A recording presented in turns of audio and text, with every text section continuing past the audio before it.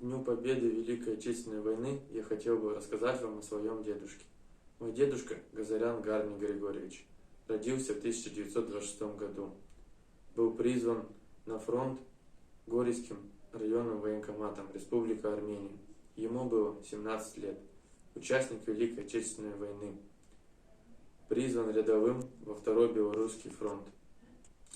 Имеются медали за победу над Германией, за взятие Берлина, за взятие Варшавы, медаль Жукова, знак ветеран войны, орден Отечественной войны второй степени, медаль ветеран труда.